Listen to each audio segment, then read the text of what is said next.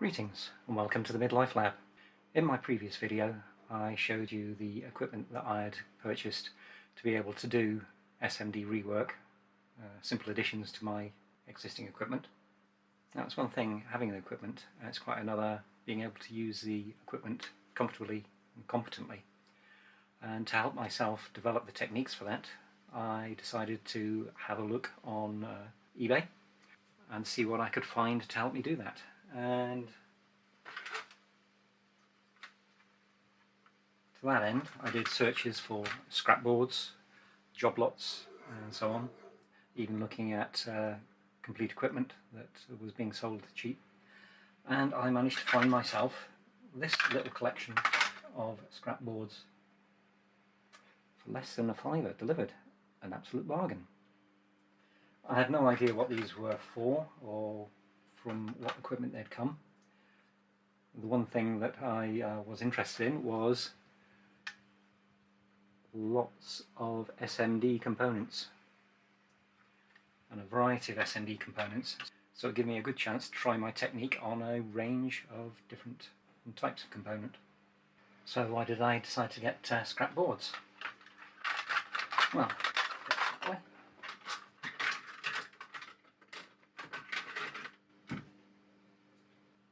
now the reason I went down this route is having a board like this gives me a chance to practice on the type of components that I'm likely to meet on a client board. Gives me the chance to work on my technique so that I'm confident and competent when I come to work on a client's board, and it really does not matter what I do on this board. I leave it a smouldering wreck if I want, as long as that takes me towards actually being able to work competently. Let's have a closer look. From simple 2-lead passives of various sizes, 3-lead actives, small chips like QFNs, larger leaded chips, also BGAs on there. Not only that, but there is a good selection of connectors on here. So I'm able to perform a wide variety of soldering tasks on a board like this. Anyway, let's have a little bit of a look and do some work. Having a board like this allows you to practice the complete range of activities required for component replacement. At the moment I'm using 400 degrees on the air with 60% airflow, just heating the board and coming in closer.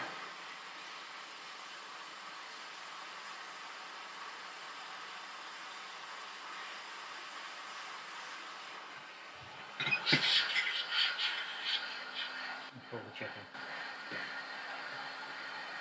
in. I will be putting the component back, but because it's just a test board, I'm not going to bother going and getting a brand new component or anything, or finding off a donor board at the moment. I'm just going to put the same capacitor back on. But before I do that, let's do a little bit of cleanup.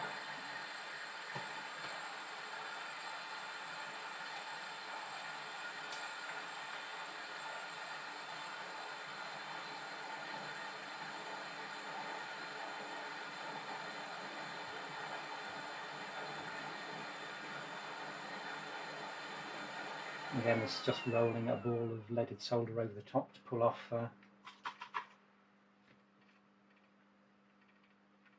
the original leaded solder.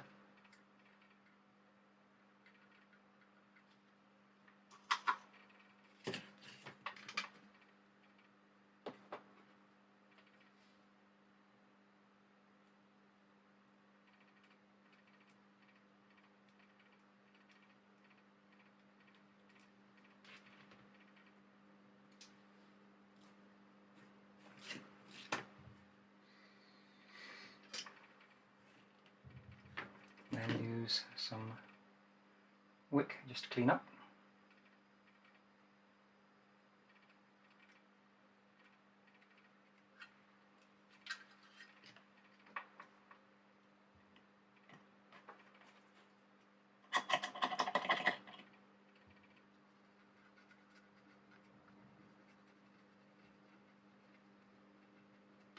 Swab off the area to clean.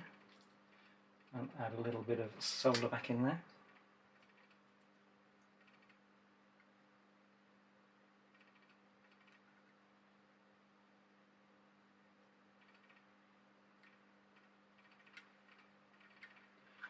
The solder's taken fairly cleanly, so I don't actually need to do any scraping or anything on there.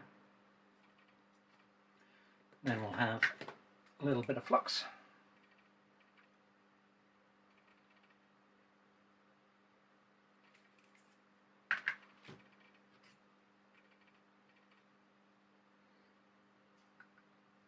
We'll come back in with our capacitor.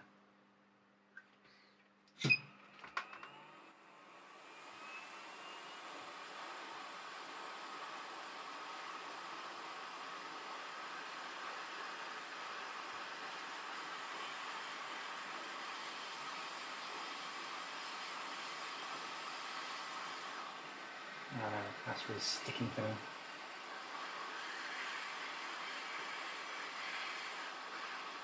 Okay, just reflow it in there. There's a little bit of an angle there. Let's just a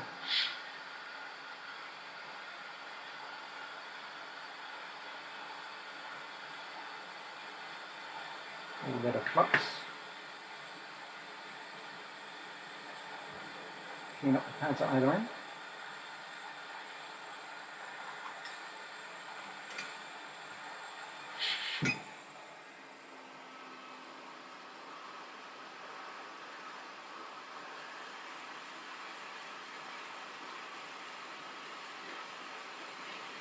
And just reflow it in. And it's as easy as that. Well, it is now for me. It may not be the most professional job, but when I first started trying this, I was blowing components all over the place. I had my airflow down to 10 or 20%, and even then I was still blowing components all over the place. But with a bit of practice, the technique comes,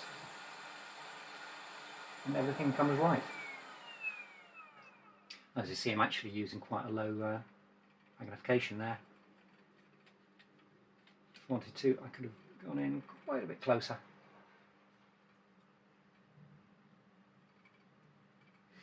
Now for me, when I decided to start doing this, I actually set myself a goal of doing 1 hour to 2 hours soldering a day, just to build up the experience, the muscle memory and the confidence in doing this. It may not be something that you fancy doing yourself, but I would recommend at least trying to get in some soldering every day when you first get hold of equipment like this, because the confidence does come quickly. And I found in the first week or so that each time I came back to it, I was still having problems with blowing components away, even though I was getting used to it. But after a week or so, with the confidence and the improved technique, I stopped doing that. I really do recommend that getting in consistent practice over a period of time does help you become far more confident and competent in doing this type of work. And it is purely just a matter of getting used to the technique, getting comfortable with it. So I recommend that even if you can only manage half an hour a day, just put in that practice and you'll find yourself much more comfortable. Let's take off something a bit more interesting. Right, QFN. I'm going to flux this up to start with.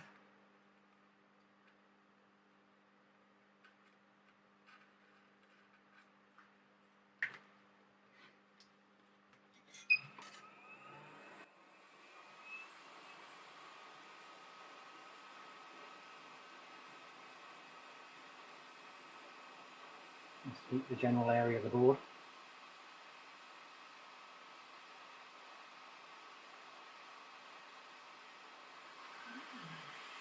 Going in.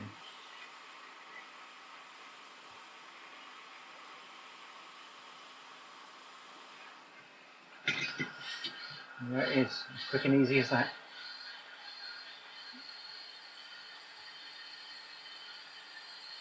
You'll find the more you practice, the more comfortable you feel at just getting in there and doing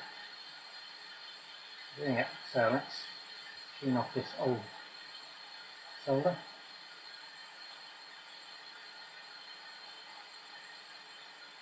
In fact, for the minute I'm going to change this tip.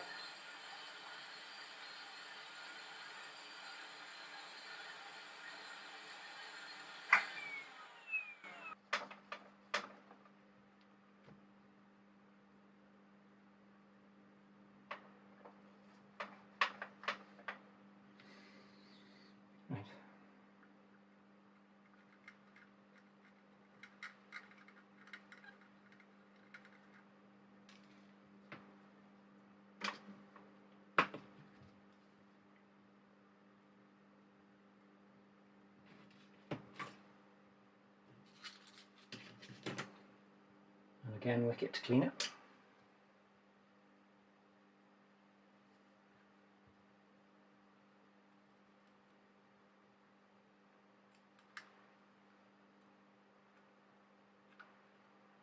Oh, I really did get a good blob on there, didn't I?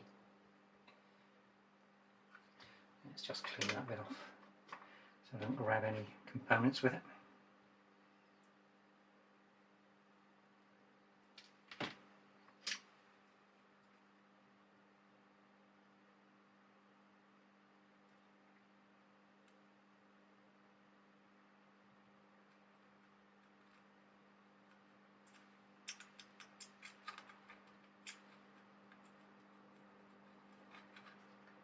Okay, fairly clean. Get all the crud off so I can see what we're doing.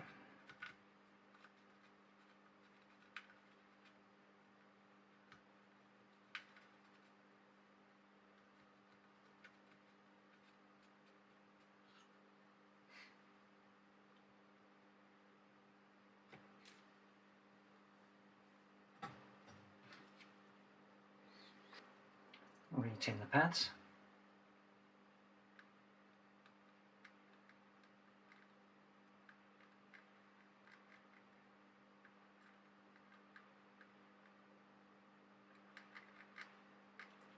A blob on the centre.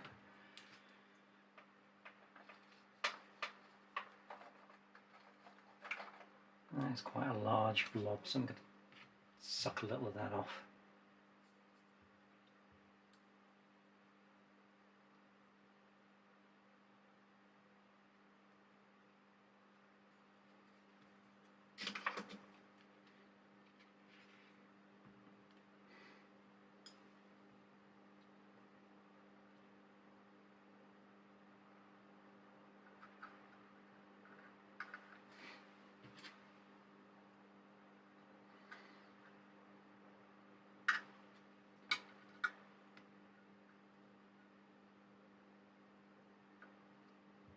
Now in this we do have an arrow up here, so this is going to be our pen one.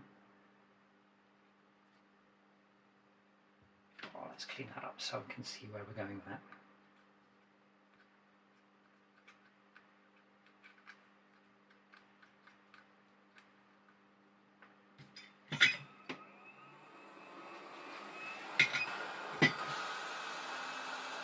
Now we can see we have our little dot up in this corner. So that's the way we're going to want to put it in.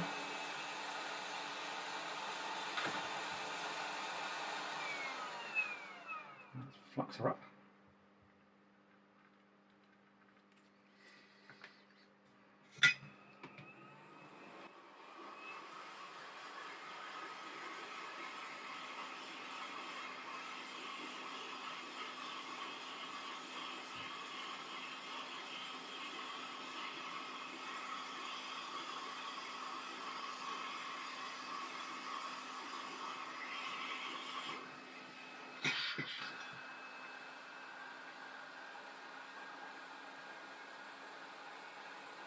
Have a nice bit of flux around there again, and we'll come in and reflow.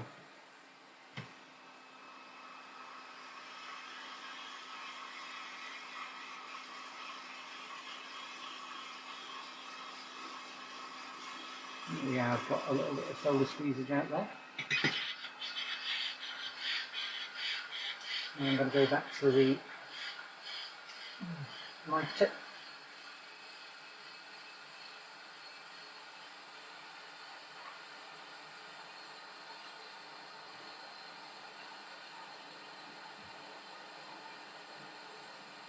And slide that in. Ooh.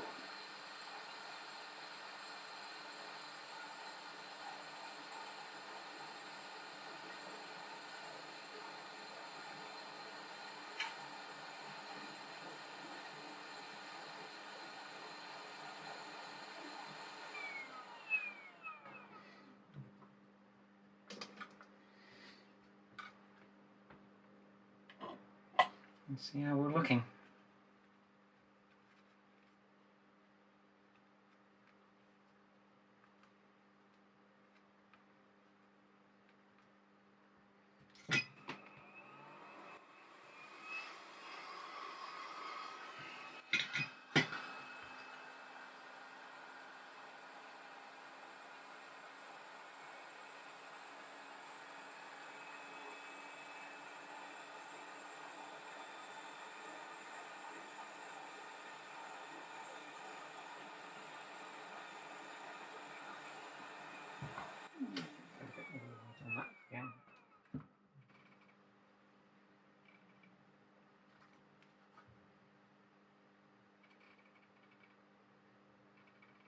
Perhaps do with a little bit of extra solder across the top.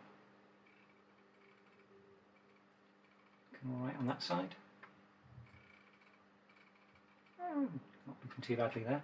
Of course, I have to remember I do only have 2 on the top there. So actually, it's not looking too bad. Focus for me. Thank you. Did get a bit of crud in there. Need something a little more.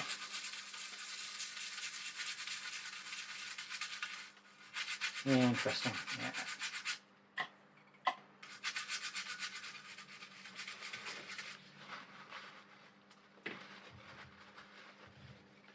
So yes, I recommend if you get yourself some scrap boards or a scrap board, just to give yourself a chance to practice, develop the confidence with the techniques. And it'll make all the difference when you get down to actually trying to do something, to fix something. As I say, it may feel a bit like homework, but the confidence you get from it can make all the difference. Anyway, I hope that's been of interest to you, this little one, just showing a few of the things I've been doing. What we'll do is I'll throw in another video and I'll actually look at one of these boards and show how they can actually help you start to understand the electronics and what's going on. Make things easier when you actually get on to trying to fix something real. Anyway, for now, thanks for watching along and hope to see you next time. Till then, be seeing you.